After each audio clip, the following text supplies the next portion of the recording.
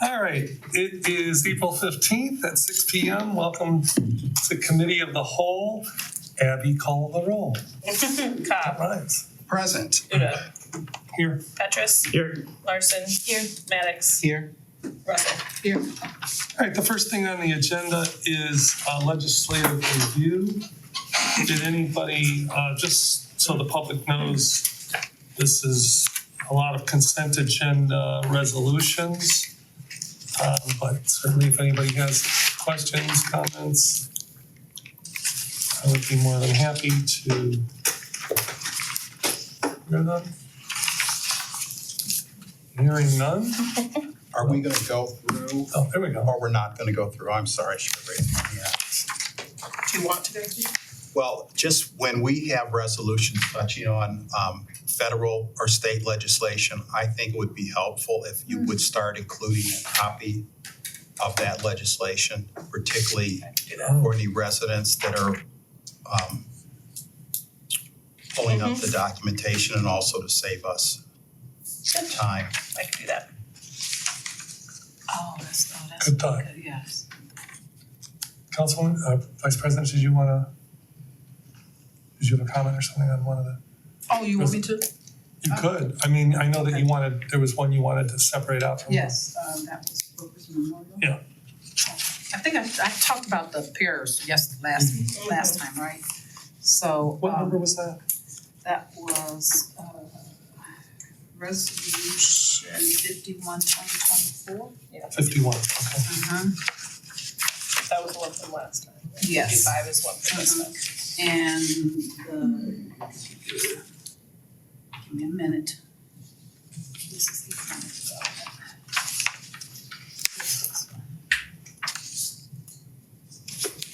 This one is resolution 55/2024.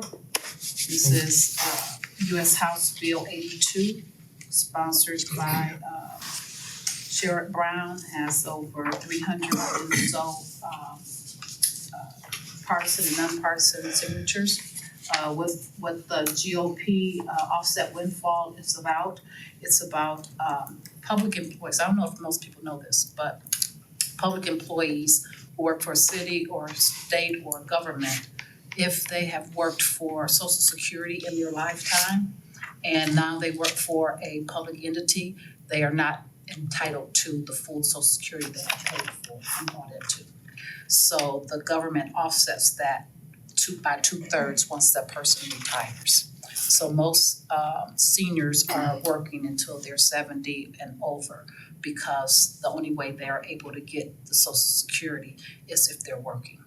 So this is what the offset windfall is to kind of stop that. So a lot of states don't have it, but Ohio is one of the states that do that. And the other resolution is Workers Memorial Month. Actually, I just found out it's gonna be celebrated in Cleveland Heights. Usually it's at a church. And what Workers Memorial Month is about is every April 28th. It's a celebration of men and women who have died on the job. Far as construction workers, you know, when people get hit on the roadways, or just people been killed for whatever reason, and diseases or whatever has happened. Usually politicians, labor leaders, communities, they gather to celebrate Workers Memorial Month. So they do that every year, April 28th. And that's gonna be at a church. I'll tell you later. I think it's a church in at Severance. I can't think of the name of it. I think that's The one right over here? The one that's formerly New Song, Say right it across again? the parking lot, the Severance Athletic Center. Yes, what's the name of it? Used to be. Yeah, New Song now. It's Come on. Christ.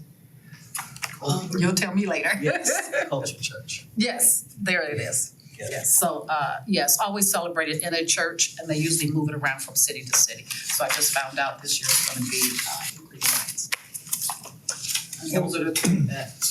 And just in case I don't see you on April 23rd, thank you for your bus driver duties. Oh. It's National Bus Driver Day or something, is that right? Yes, thank you very much. Bus Driver Appreciation Day. I appreciate that. Okay, yes. One question. The legislation 53-2024, will that be going to the committee? Will you be assigning that to Karen? I'm sorry. It's in second reading. What's the title of it? Okay, got it. So it won't be. Yeah, no, I think we, the last time, talked about whether or not that needed to, and I think it was decided Yeah. at that time that we Oh, were not. storefront. And I have a question for planning and development. I assume that the storefront awning or whatever is going to be done to enhance that area is gonna be quite lengthy. Is that, Yes, I mean, they're still going through finalizing the specs on the final design, correct? so this, normally when we see storefront renovation, it's covered by CDBG, right? That there isn't a loan involved, or is there always a loan involved? It varies by project, so the CDBG program, regardless of whether it's the rebate or rebate and loan, is out of CDBG funds. Okay. So they are getting some CDBG funds directly. Correct, so yeah, so there's the rebate component and then the loan component, and the loan is out of the CDBG allocation as well. And how long do they get to repay that? I believe it's a, 5 year? oh, excuse me, that is a 5-year, yeah. Thank you. Thank you. All right, anything else on this? Okay, seeing nothing, we'll go on to executive session. Do you wanna read this? Pull up the agenda real quick. Sorry. To consider the sale of city. Yeah, I would make a motion that we go into executive session to consider the sale of city-owned property. Second. Okay, do we need a roll call for this? Yes. Russell, Yes. Larson, Yes. Cobb, Yes. Petrus. Yes. Maddox. Aye. Kuda. Yes.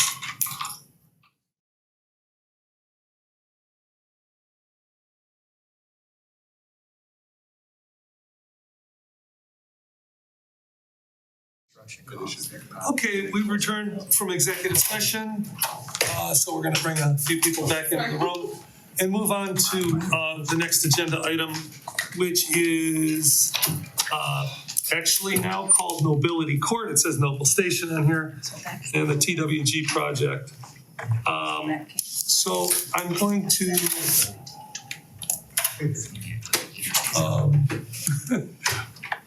I don't know where our friends from. Oh, they were out there. There they are. I would like to know the exact years, it's 15 or 20. Yeah, for that, Can you, they're actually right outside the door. Oh, right outside the door. Well, welcome back. So we are out of executive session now, and what we would like, although there's like not really room at the table, but is for the general public, maybe you could give an overview, for the, not, you don't need to show slides or anything, but just where we're at in the process and what's to be determined. Sure. And it could, I mean, I don't know, whoever wants to speak. Come on up to the table. Okay, great. Now, why don't you go through it, and then if there's anything, that comes up, or you want me to say anything about the planning and design. So introduce yourselves too, please. Sure. Alex Frazier, Development Director with TWG Development. And Paul Volpe, architect and urban designer, and Cleveland Heights resident. All right, very good. Sure. Well, to give a high-level overview of what has changed since, let's say, 7 months ago when our development agreement. I'm squinting because my eyes are hurting. And so Sure. I'm not squinting at you for any other reason, because I don't want you to think, well, what's wrong with her? Sure. But no, I think I'm getting a little pink-eyed, but so, No, I just want to No make sure. worries. No, I'm fine, Mayor. I've been taking my drops, so I'm good. I'm not in contagion state. All right, that's a heck of a start. Go ahead. Yeah, but no, because he was looking at me and I can know my face is kind of looking kind of strange, so I No worries. just wanted to make sure that it was nothing personal or against whatever you're saying. Yeah, no problem. So yeah, back to, I wanna say it had to have been 7-8 months ago when our development agreement was shot down. We had to make a conscious decision of whether we would try to redo this thing or head on out of town. And I took a lot of thought about it, decided should we try to continue to move forward with this site? What were the major issues that were being complained about, really with the project itself? Design was a huge thing. Not a lot of people like the design. Community engagement is big. No community engagement was even involved. And then amenities. The community wanted more amenities. So we decided that we would try to take a second crack at it, and that's obviously when we came back to council to see if we could have our purchase agreement amended and extended to go for that second try. And of course, that was approved, and we had a plan of how we would change things.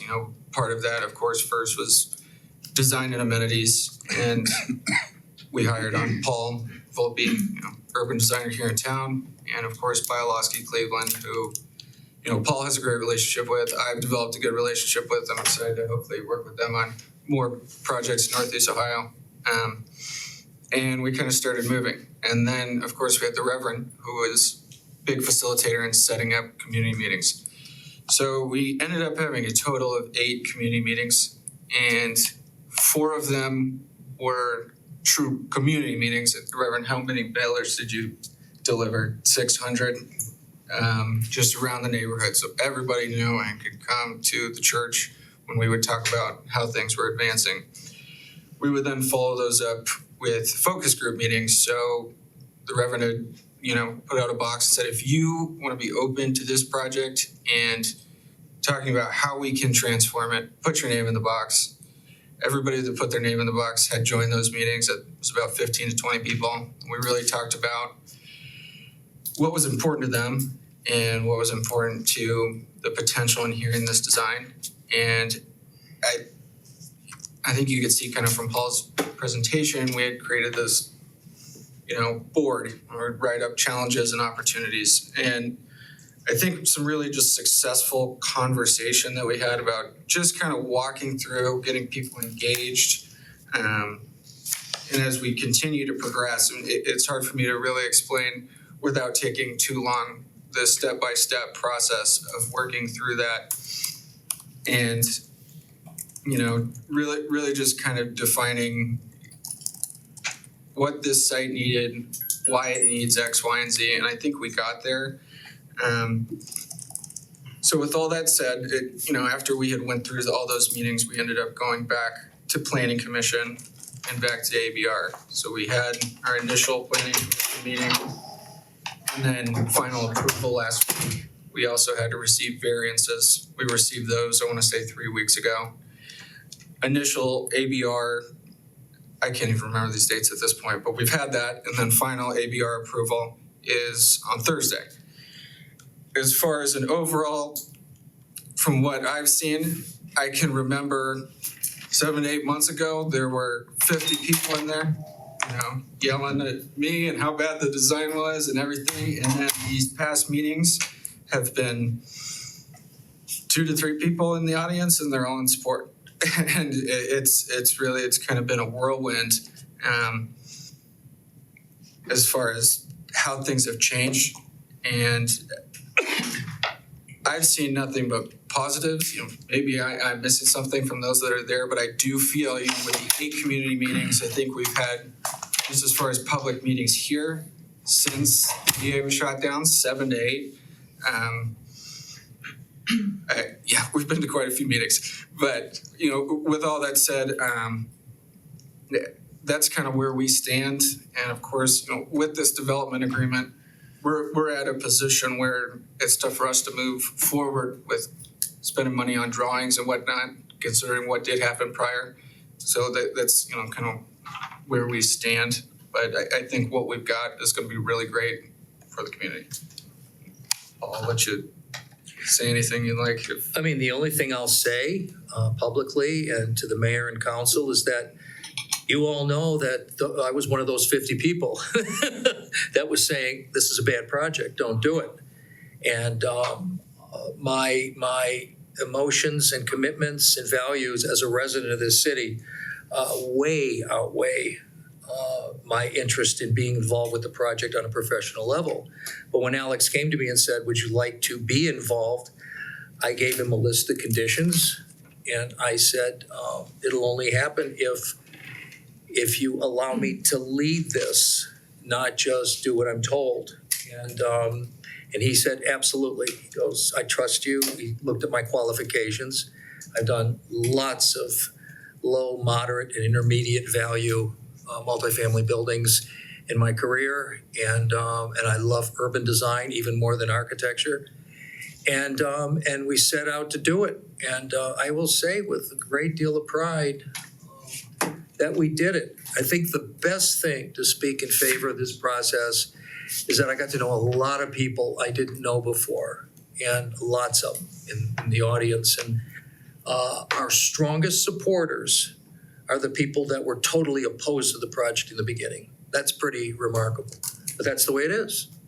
And I don't want to name names in a meeting like this, but there are people you probably know. And there are a few people that, as we said earlier, are never going to change their mind, and they're primarily because of the issue of low-income housing. We can pick and choose what we design, how we light the building, the materials, the scale, the windows, all of that we can pick and choose. And we did really everything that people suggested as long as it was reasonable and within reason to do. One thing we can't do is pick and choose the people that occupy our city and live here. And you either believe that neighborhoods can be better if you provide clean, safe, decent, compelling environments, regardless of one's income, or you don't. And there are a few people that don't. And so hopefully we can move ahead and prove that this is very well worth doing. Very good.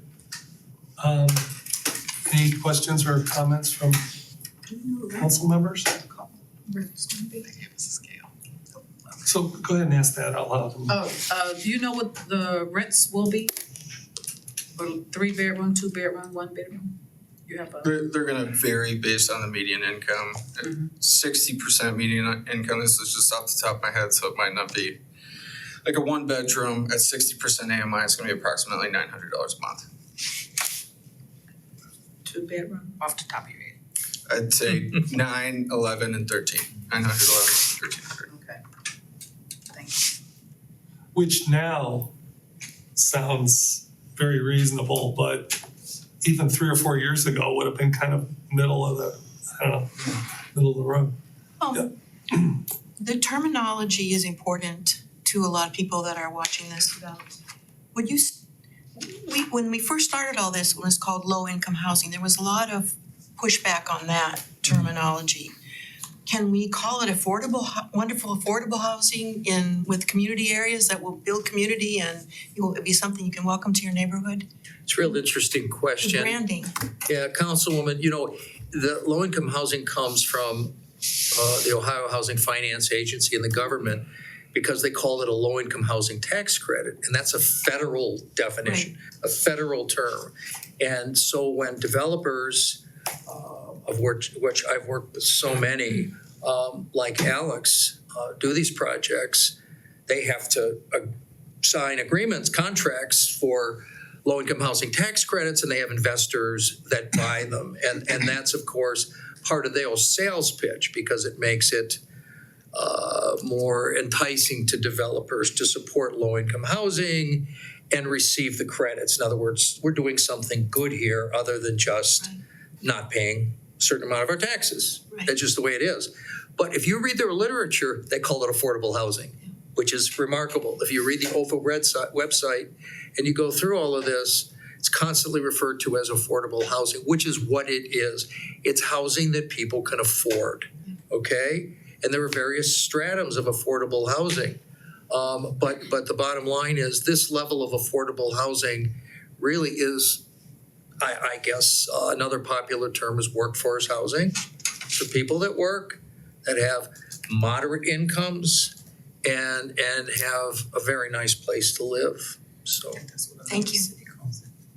Well, I will say because of the community involvement and because of the pretty drastic change in the design, I have heard a lot of very positive comments from the community, and it's been a heck of a ride. I know we started with this like a year and a half ago, really, the whole process.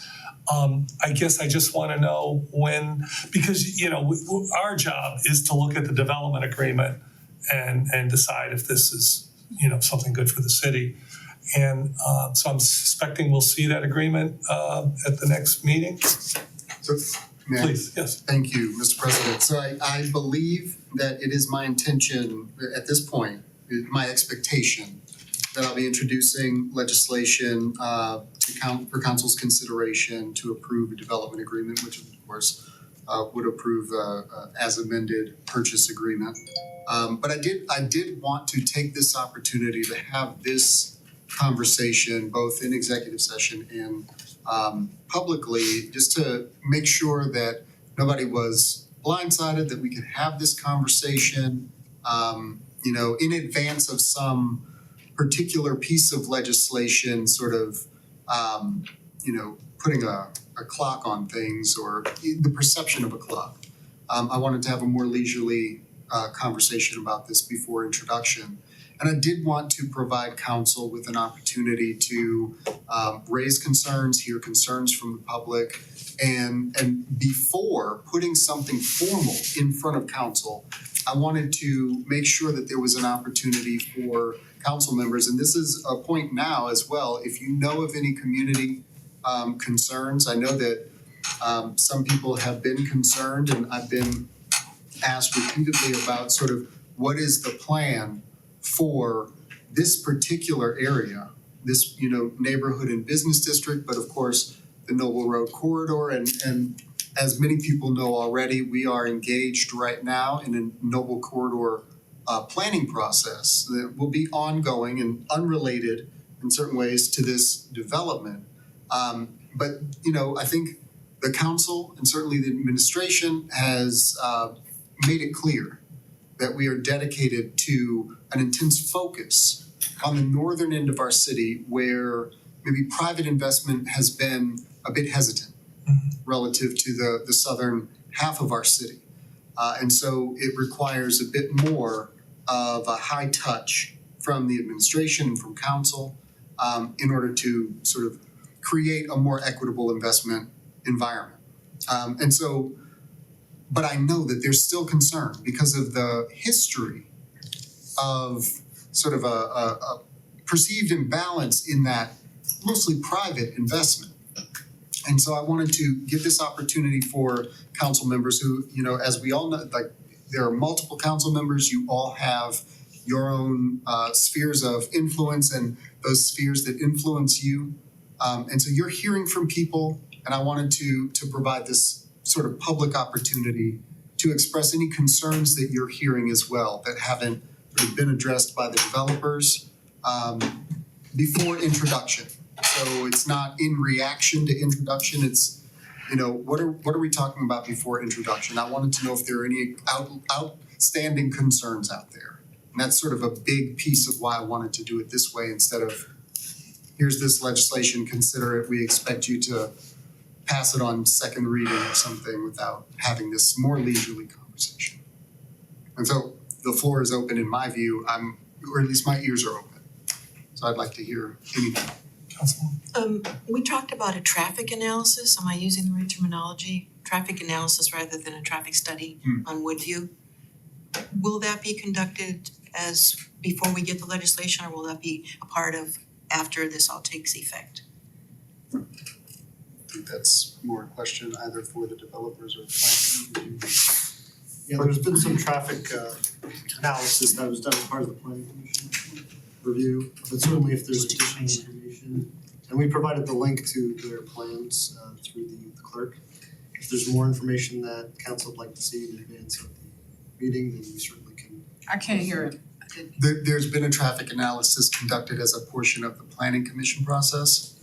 And we've provided the link to that information through council's clerk. But if you haven't taken a look at that, or if you do take a look at that and then you have other questions as a result of looking at it, or the traffic analysis didn't address your concerns, please reach out.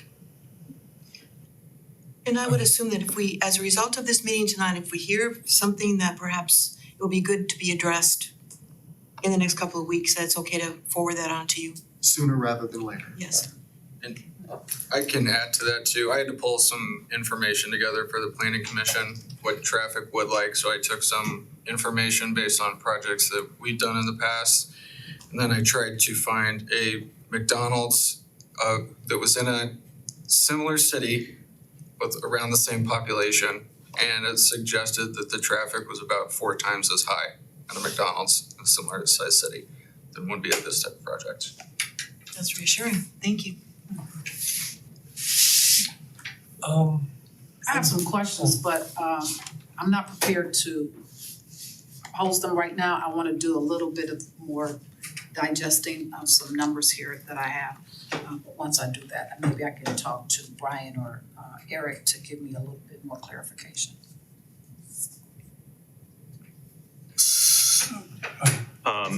I think that it's really good that we're reminding folks about the great work that the administration is doing in leading the development plan for the north side.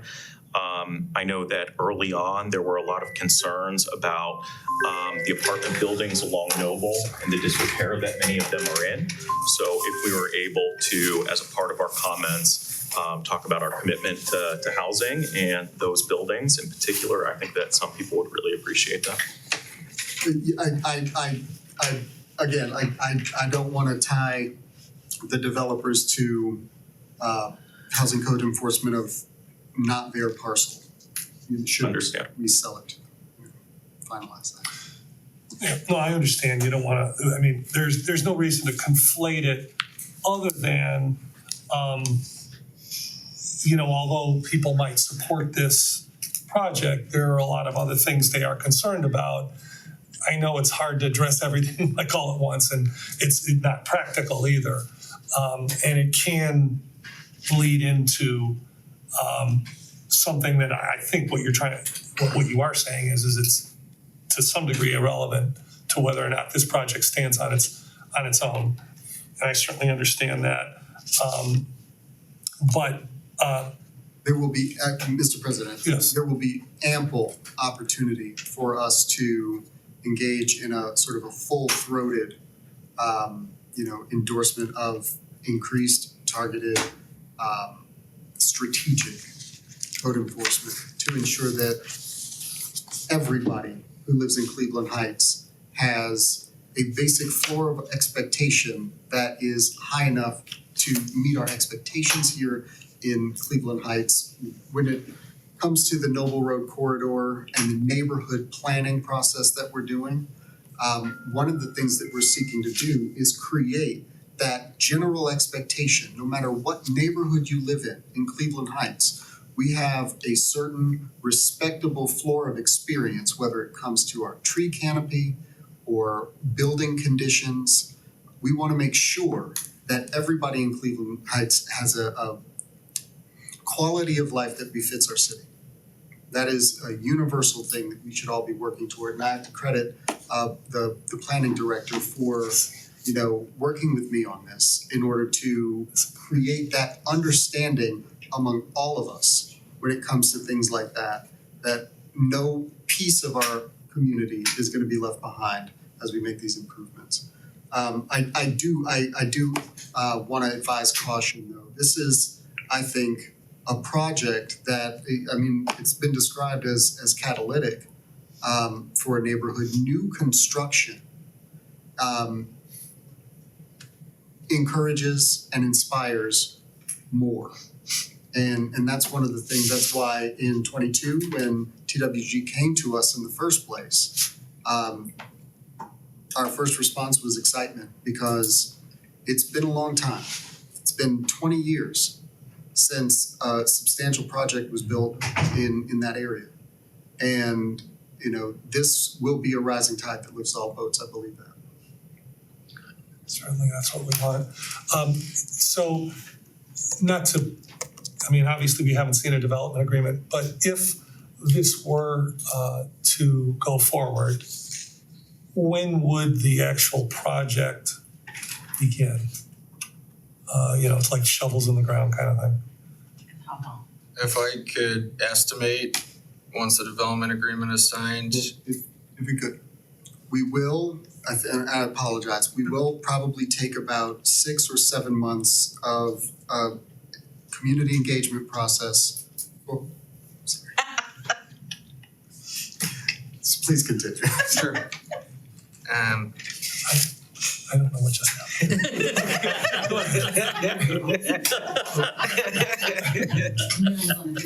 Oh, I'm just joking around. That was such a straight face. So if I could estimate, once the development agreement is signed, that's when we'll restart back into drawings. I think we can get those drawings done in about 90 days. And those have to be reviewed by building, yeah. Planning commission again, right? Or no? This is more technical, But doesn't it go back to planning at some point? No? Okay, my bad. So the public approvals will have been completed at that point. Okay. So everything will be going through, I think that's reviewed by a third party. 60, 90 days to get those drawings reviewed and approved. At that point in time, I mean, we have our investors lined up, we have our debt provider lined up. It should be close to ready to go, provided any hiccups. So 60 to 90 days afterwards and Yeah, I think that's fair. I'd estimate 120 with review times. review, okay, got it. And how long would it take to actually complete the project, do you estimate? 52 units, probably 14 to 15 months. Okay, all right, very good. We do have to move on because of the time, and we are gonna skip items 6 and 7. But Mayor, if you could briefly explain, if you want to, why ordinance 31 is being pulled. I think, you know, it's because it is on the agenda since, So just to communicate that to the public. technically, ordinance 31, 2024 is not being pulled, it has been withdrawn. Oh, So what that means is that as the sponsor of that legislation, I have removed it from consideration and sort of withdrawn it from council's consideration. and would you explain what it's for, just so people listening who don't know the numbers? A change in our zoning to allow for certain types of uses within residential neighborhoods and some modifications to other pieces of our zoning code to change how places of worship are used in our community. So Residential. in residential neighborhoods, but there's some changes to other places of worship as well. And so what I've decided is that I think that this legislation needs to be withdrawn in order to not take it completely back to the drawing board, but I think that there's some things that we need to shore up, some details that we need to deal with before what I anticipate it will be an introduction of a similar in sort of direction, but different in form piece of legislation that will achieve some of the same goals. Okay. My expectation is that we will have sort of an internal process of reevaluating these policy changes. I would also like to have some conversations before introduction with council members and potentially some conversation with the public before introduction as well to make sure that these changes create the minimum amount of discord and the maximum amount of benefit. Okay, very good. So we will probably see something at another We'll time? probably see something at another time. Okay. Very good. Because we're just 2 minutes away from our regular meeting. I am going to adjourn. You scared me. I'm sorry. I was like, I thought that we were not adjourning because we're going to have the executive session. Oh, I see. No, we can work that out. We are gonna have I just an remembered that. executive session at the end, but thank you. I mean, if that would have been a mistake, it would have been a good time to catch it. Anyway, this meeting of committee of the whole is adjourned.